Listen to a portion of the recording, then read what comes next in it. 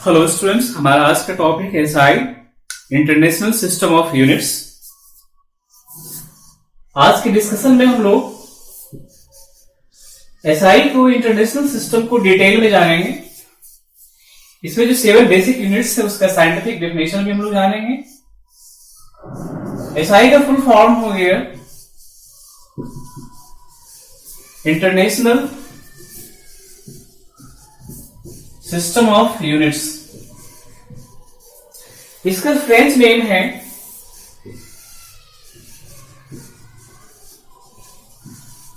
सिस्टेमे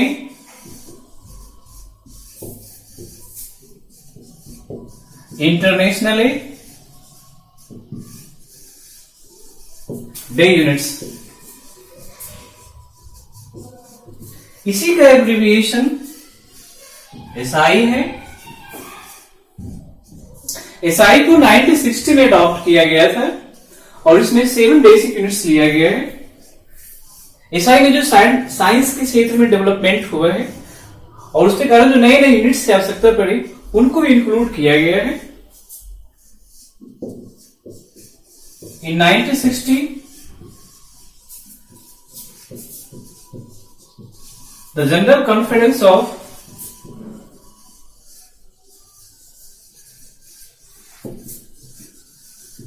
weights and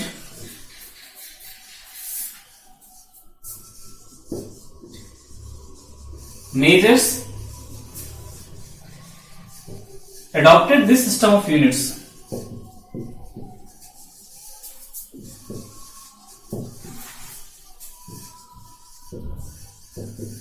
In this system of units, 7 basic units are taken. In this system,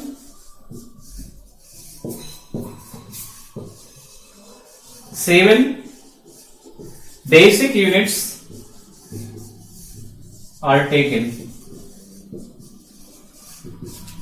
और इन सभी basic 7 basic units के बारे में सबसे पहले चर्चा करेंगे और उसका साइंटिफिक डेफिनेशन भी जानेंगे।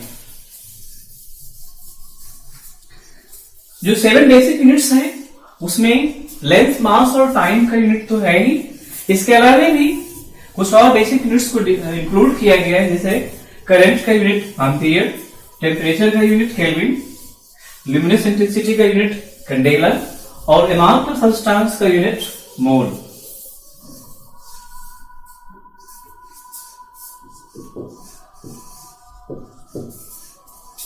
In this system of units,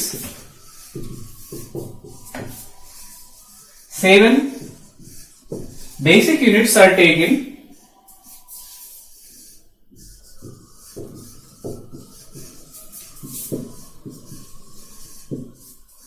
सबसे पहला है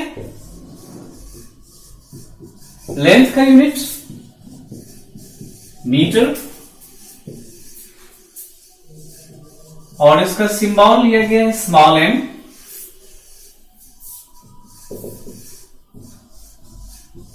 मास का यूनिट किलोग्राम और इसका सिंबल केजी लिया गया है।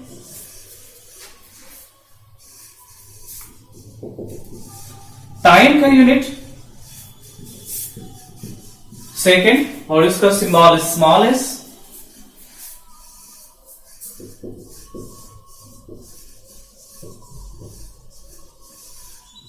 टेम्परेचर का यूनिट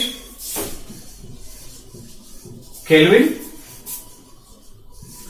सिंबल कैपिटल के।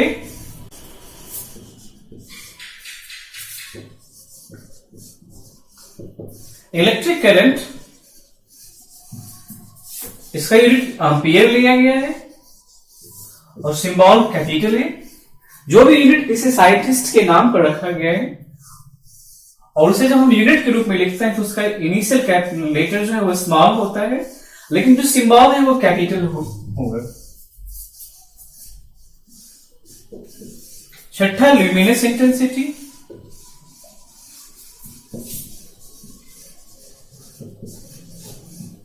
इसका यूनिट कैंडेला लिया गया है, सिंबल CD। और सेवेंथ है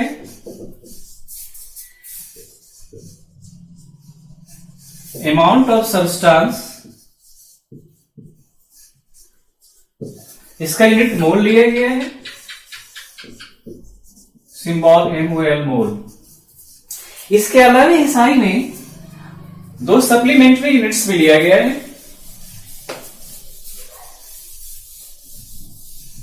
पहला है प्लेन एंगल का यूनिट रेडियन और दूसरा है सॉलिड एंगल का यूनिट स्टेरेडियन। जब आप किसी प्लेन में वर्क करते हैं, काम करते हैं, 2D में आप काम करते हैं तो आप प्लेन एंगल की सहायता से मेजरमेंट करते हैं, लेकिन जब आप 3D में जाते हैं तो वहां आपको सॉलिड एंगल की आवश्यकता होती है।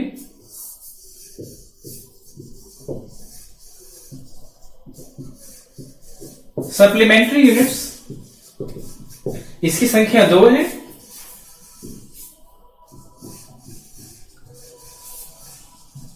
प्लेन एंगल, इसका यूनिट रेडियन,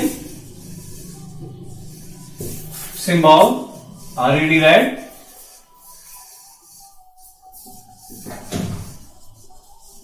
और सॉलिड एंगल, इसका यूनिट स्टेरेडियन, सिंबल है SR। अब हम लोग बारी बारी से जो 7 बेसिक यूनिट्स और 2 सप्लीमेंट्री यूनिट्स है इसका साइंटिफिक डेफिनेशन जानेंगे। और सबसे पहले हम लोग शुरुआत करते हैं मीटर से। Definition of basic units. सबसे पहले हम लोग मीटर से स्टार्ट करते हैं। मीटर को बेसिक साइंटिफिकली डिफाइन किया गया है। एक सर्टेन लाइट की वेवलेंथ के टर्म में मीटर को डिफाइन किया गया है।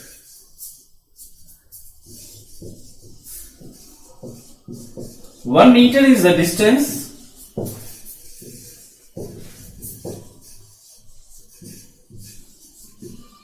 equal to 1650763.73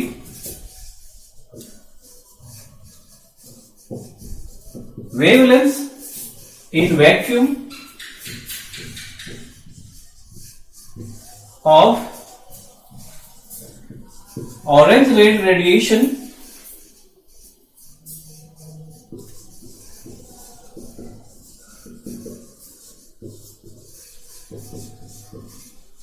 emitted by krypton 86। Krypton कई प्रकार के रेडिएशन एमिट करता है, उसमें जो एक पर्टिकुलर ऑरेंज रेडिएशन है इसके वेवलेंथ के सहारे मीटर को डिफाइन किया गया है। और ये जो पर्टिकुलर ऑरेंज रेडिएशन है इसका भी वेवलेंथ फिक्स्ड है। Wavelength of orange red radiation 6057.8021 angstrom. This particular radiation के टर्म में मीटर को डिफाइन किया गया है। And 1 angstrom equals to 10 to the power minus 10 metre. दूसरा हमारा बेसिक यूनिट है किलोग्राम। किलोग्राम को शुरुआत में एक प्लैटिनम इरिडियम सिलेंडर के रूप में डिफाइन किया गया, जो international bureau of weights and measures Sevres France में रखा गया है। लेकिन 2019 में इस डिफिनेशन को चेंज कर दिया गया। अब किलोग्राम को ज्यादा साइंटिफिकली डिफाइन किया गया है और किलोग्राम को प्लांक्स कांस्टेंट के टर्म में डिफाइन किया जा रहा है।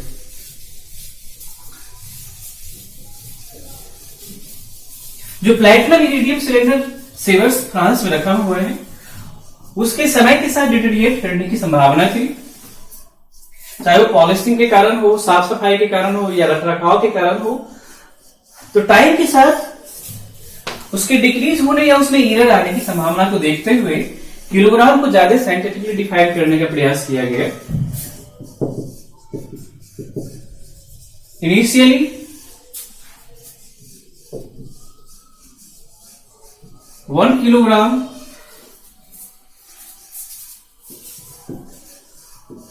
was the mass of a platinum iridium cylinder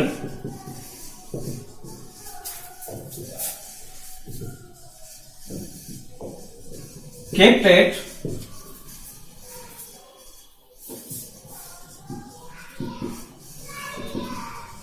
International Bureau of Weights and Measures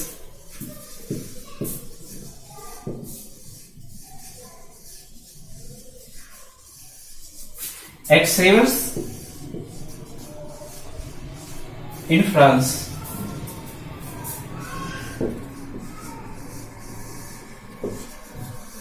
This definition has been changed in 2019.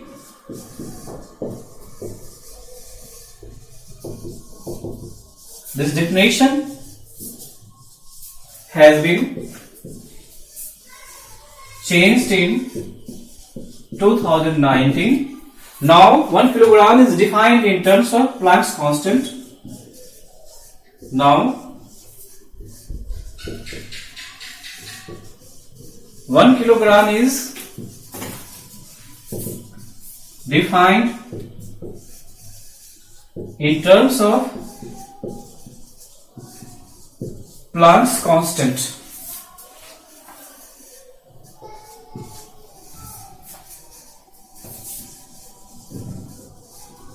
Planck's constant का सिंबल स्मॉल h होता है and value of Planck's constant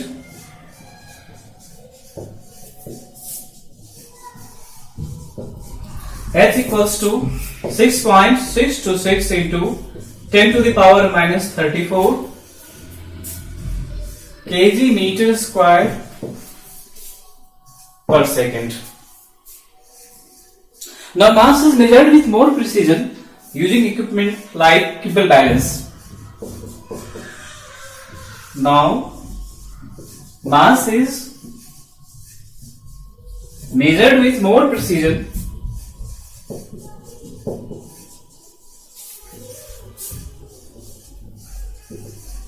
using equipment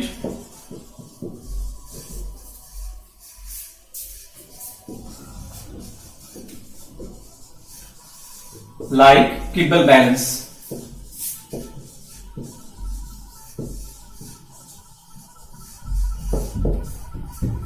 ये basic scientific definition हुआ kilogram का। अब इसके बाद हम लोग जो टाइम का बेसिक यूनिट है सेकेंड, उसके साइंटिफिक डेफिनेशन के बारे में जानेंगे। सेकेंड को एटॉमिक क्लॉक की सहायता से मेजर किया जाता है।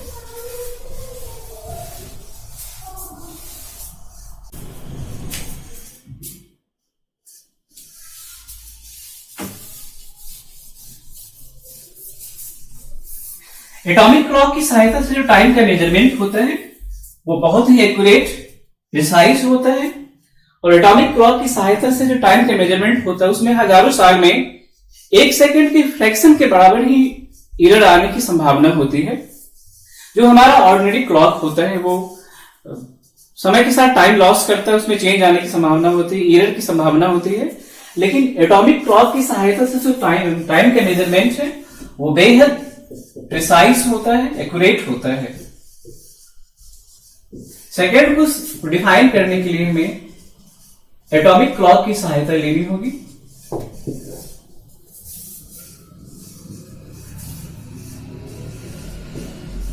One second is the duration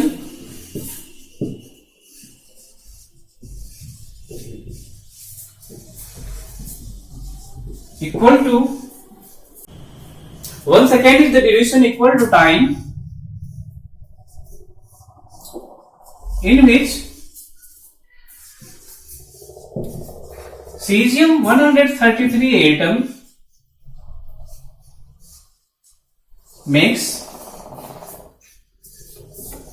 91926317770 vibrations.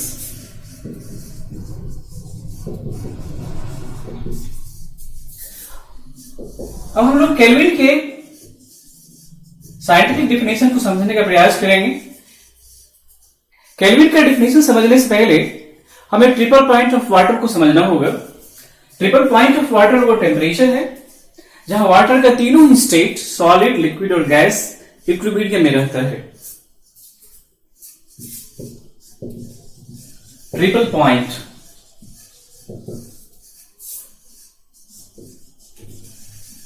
Triple point of water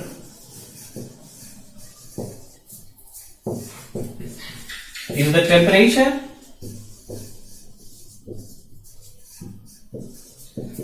at which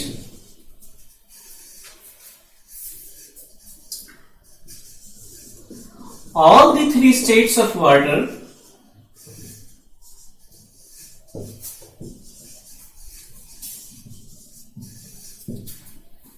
are in equilibrium.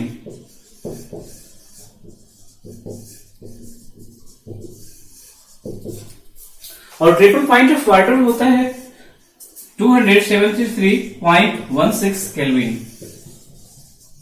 Triple point of water equals to 273.16 kelvin.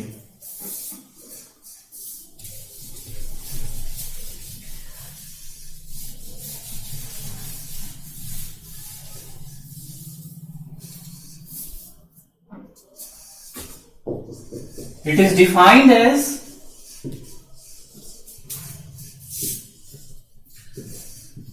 one by 273.16 of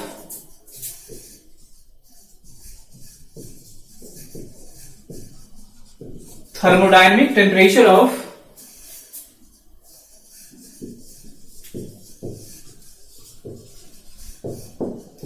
triple point of water.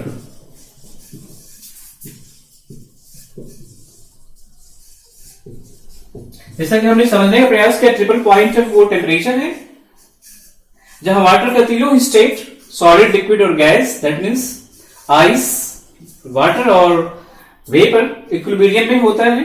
Point of water को laboratory में तैयार किया जाता है और उसी के सहारे केल्विन को डिफाइन किया जाता है।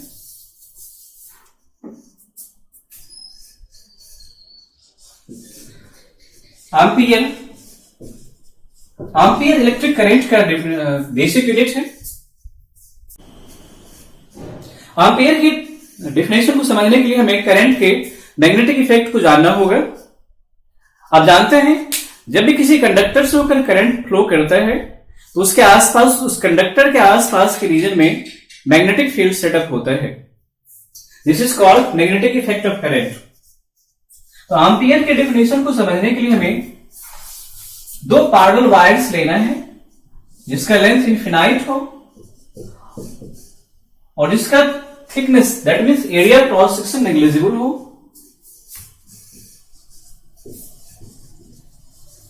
To parallel wires of infinite length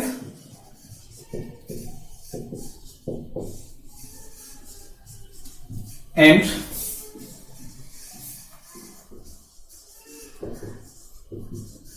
negligible area of cross section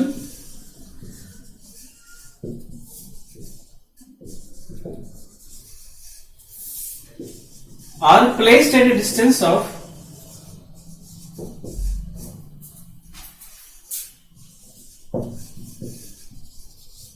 1 meter in vacuum। और हम इन दोनों वायर्स से करंट फ्लो करवाते हैं। यदि करंट सेम डायरेक्शन में फ्लो करेगा दोनों वायर्स के बीच अट्रैक्शन का फोर्स डेवलप होगा, और यदि दोनों वायर्स में करंट अपोजिट डायरेक्शन में फ्लो करता है तो दोनों के बीच रिपल्सिव फोर्स डेवलप होगा। Current in same direction,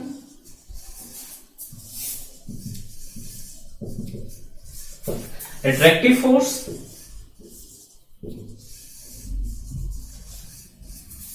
current in opposite direction, repulsive force।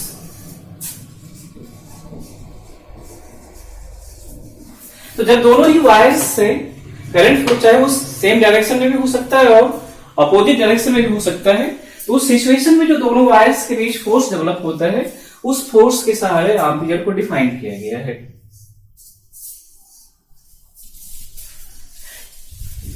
यदि दोनों वायर्स जो इनफिनाइट लेंथ और negligible area of cross section क्या है, और दोनों ही वायर्स के बीच का डिस्टेंस 1 मीटर है, और दोनों ही वायर वैक्यूम में रखा हुआ है, उस समय दोनों वायर्स के बीच यदि फोर्स 2 × 10⁻⁷ न्यूटन पर मीटर हो तो वायर से फ्लो होने वाले करंट को 1 एम्पियर कहा जाता है।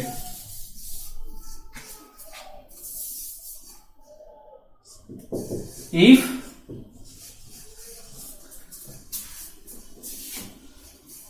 force between two wires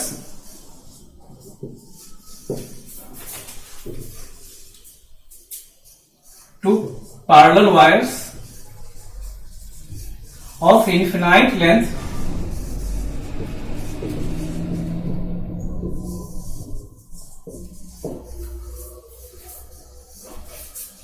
and negligible area of cross section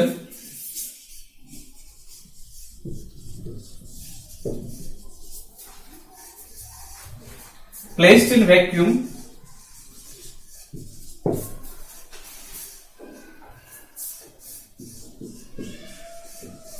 is 2 × 10⁻⁷ Newton per meter. Then current through the wires is 1 ampere. Then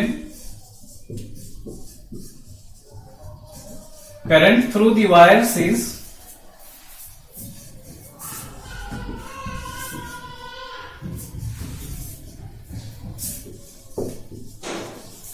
1 ampere.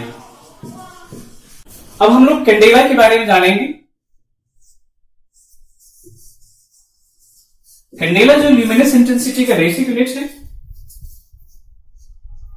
Candela की डेफिनेशन को समझने के लिए हमें ब्लैक बॉडी के बारे में जानना होगा। फिजिक्स में ब्लैक बॉडी वो बॉडी है जो अपने ऊपर इंसिडेंट होने वाले सभी वेवलेंथ के रेडिएशन को कंप्लीटली एब्जॉर्ब कर लेता है। A black body is a body A black body is a body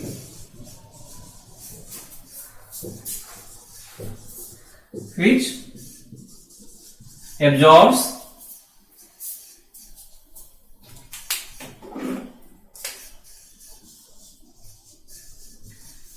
completely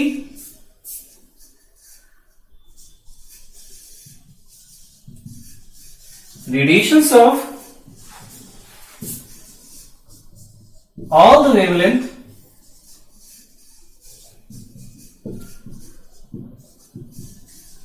incident on it।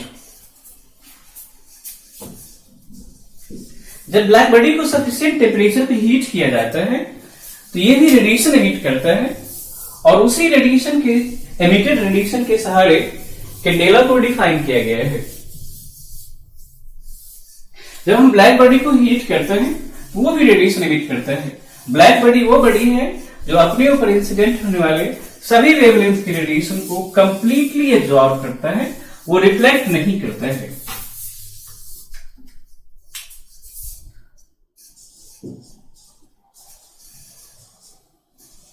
One candela is the luminous intensity in a direction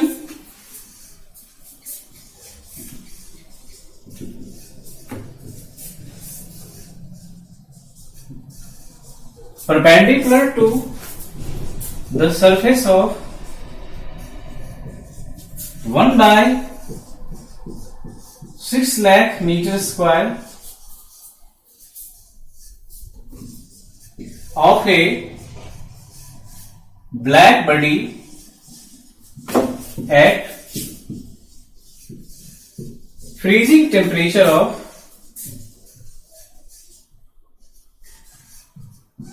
platinum।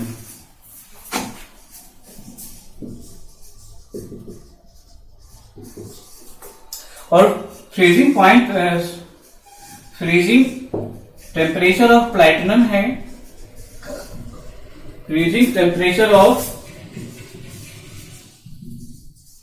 Platinum है 2046 0.65 kelvin.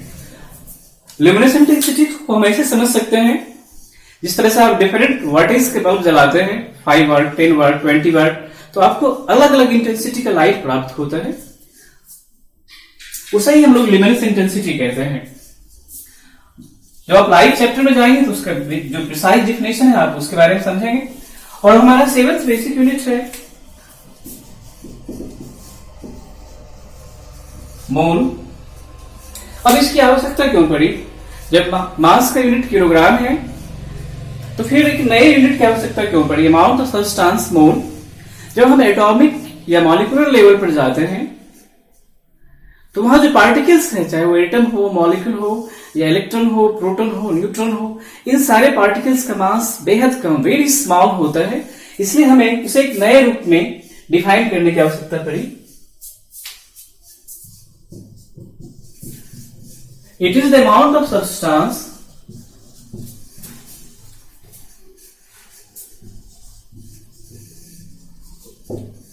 containing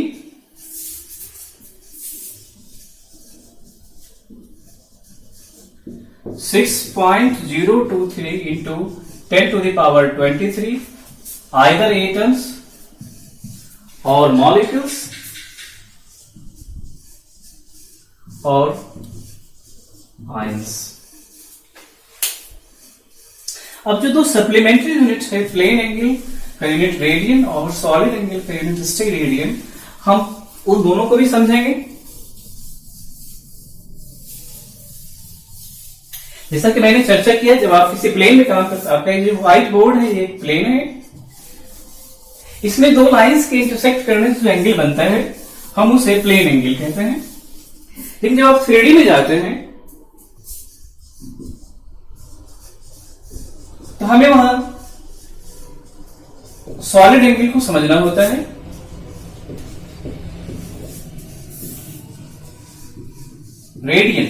radian को समझने से पहले हमें समझना होगा प्लेन एंगल। प्लेन एंगल दो कोइनिशियल raise के बीच जो रीजन होता है उसे हम लोग कहते हैं region between two co-initial rays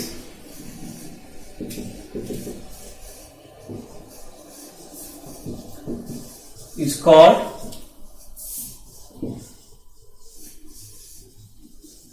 plane angle. Plane angle का दो यूनिट्स हैं जो आप जानते हैं, डिग्री और रेडियन। लेकिन एसआई में रेडियन को यूनिट के रूप में चुना गया है।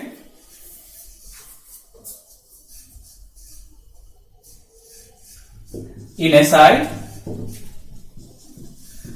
unit of plane angle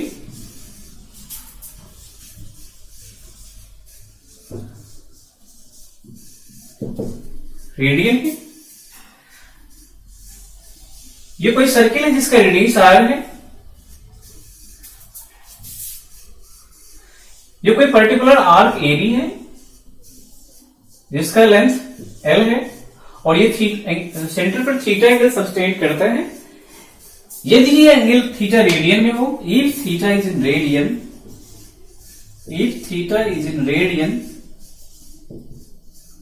then theta equals to L by R।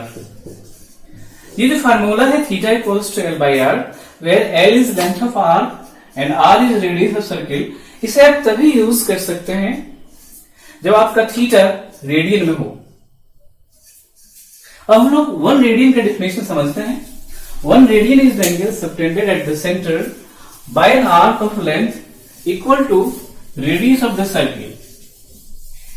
कोई वैसा आर्क जिसका लेंथ रेडियस के सर्किल के रेडियस के इक्वल हो, तो उस समय वो सेंटर पर जो एंगल सबटेंड करता है उसे हम लोग 1 रेडियन कहते हैं। अब हम लोग रेडियन की डिफिनेशन के बारे में जानेंगे। 1 radian is the angle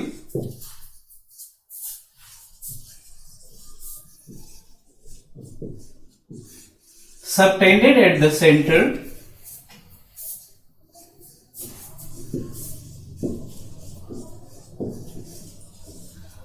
by an arc of length equal to radius of the circle.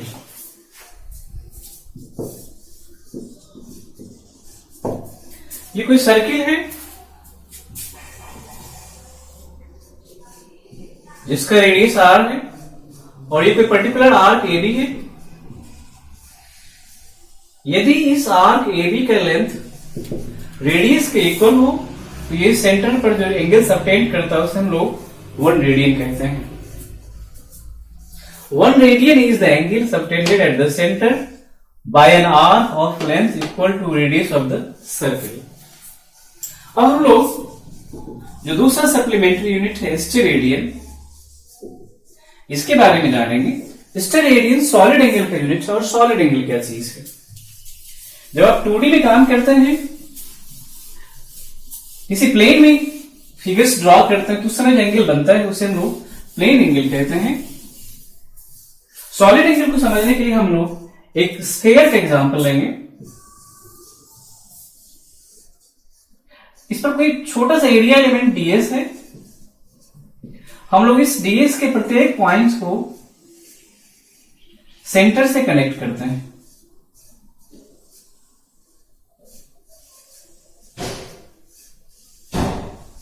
ये जो एरिया एलिमेंट द्वारा सेंटर पर एक कोनिकल रीजन सबटेंड किया जा रहा है, this is called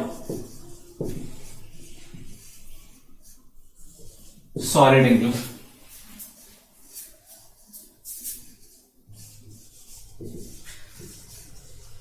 solid angle को हम लोग ओमेगा से डिनोट करते हैं। Solid angle delta omega equals to ds by r square, where r is radius of the sphere. और सॉलिड एंगल का SI यूनिट है steradian. If ds equals to 1 unit and r equals to 1 unit, then delta omega equals to 1 steradian.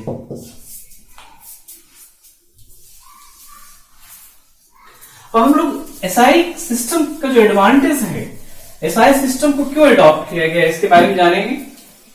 जो benefits of SI है हम लोग इसके बारे में समझेंगे।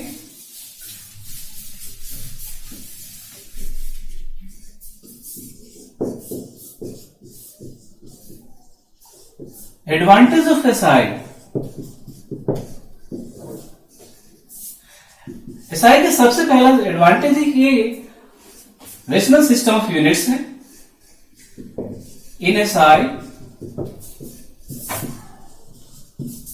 There is 1 unit for every physical quantity. प्रत्येक फिजिकल क्वांटिटी के लिए एक यूनिट है। Hence SI is a rational system of units.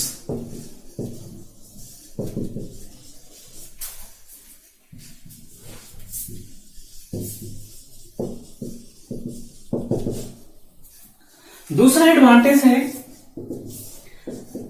SI is a coherent system of units.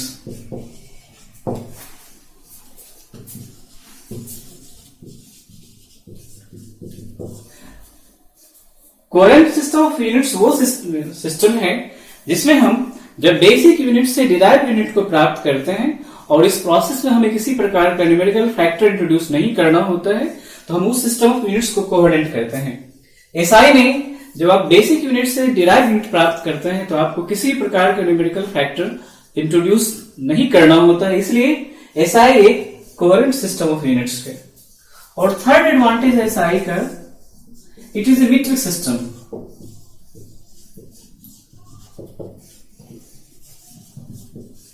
That is जो भी आप मल्टीपल से सब मल्टीपल्स SI में लिखते हैं वो 10 की पावर में होता है। That is multiples and